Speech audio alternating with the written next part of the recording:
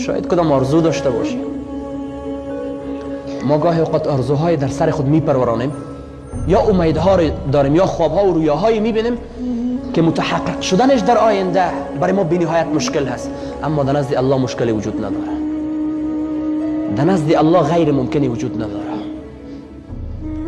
گاهی اوقات آرزوی تو وابسته به این است که باید استغفار بگویی. گاهی اوقات غمت نیازمند استغفار است. گاهی اوقات هدایت اولادت نیازمند استغفار است. گاهی اوقات بخشیده شدن مرده هایت نیازمند به استغفار است.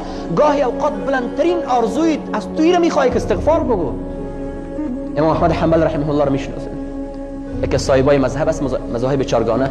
مسیر را در اون جایی که قصد داره در اون جای نمیرسه، بالاخره یک شب را در مسجد سپری میکنه. علمای او وقت یا دعوتگرای او وقت مثل علمای این وقت را نبود که از دور شناخته شود که اون فلان عالم است، فلان دعوتگر است، فلان قاری است، فلان کس است. اونها خیلی متواضع، خیلی فروتن شب را در یک مسجد سپری میکنه. شب در مسجد میخواد که میشه بخوابه. خادم مسجد میگه که ما مسجد را بند میکنیم، از این جای برو بیرون. امام ائمه مسلمین هست، از جمله ائمه مسلمین هست، امامای مسلمان ها هست، از جمله اونها هست، نمیشناسش. میگه از اینجا بیرون شو. ایره بیرون میکنه، در پیشروی دروازه مسجد این میخوابه، از اینجا بلندش میکنه. بالاخره در یک کوچه میره، در کوچه میاندازه خود را، پیره‌دار کوچه ها میگیره، از اینجا بلند میکنه کی هستی تو؟ چی وظیفه داره اینجا؟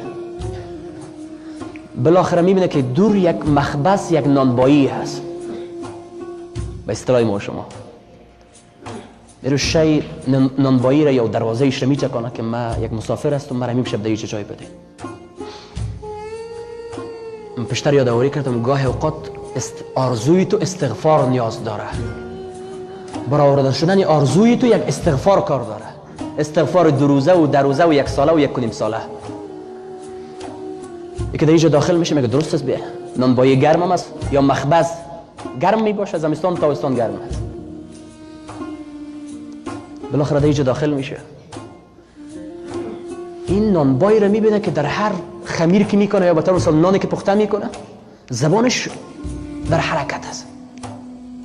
این برش چی میگه؟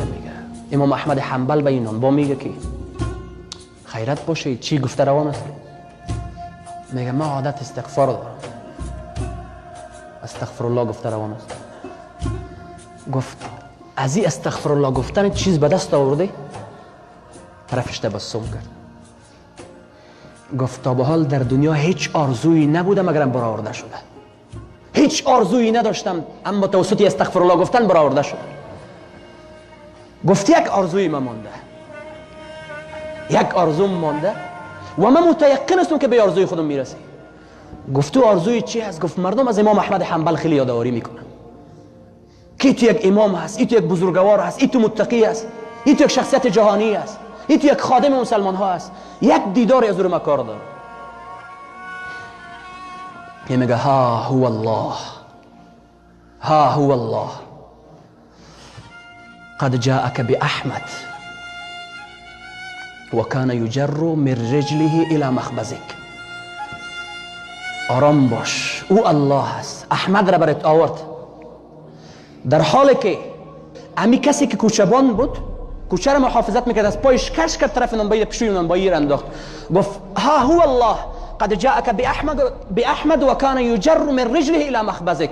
بله احمد آمد در حالی که یک نفر از پایش گرفته بود کش میکرد به طرف نانبایی. استغفار باز یک نفر کش میکنه برات در داخل دکانت میاره برات میاندازش که این اون نفر. استغفار امام احمد حنبل در نانبایی میاره یک شب سرش تیر میکنه. یک آرزو هست. شاید ما و تو آرزوی دیدن کسی رو داشته باشیم. دوستای شاید آرزوی دیدن رسول الله صلی الله علیه و داشته باشه. یک نفر این دوست داشته باشه که ما کاش پیامبر در خواب میدیدم. شاید نیازمند استغفار باشه.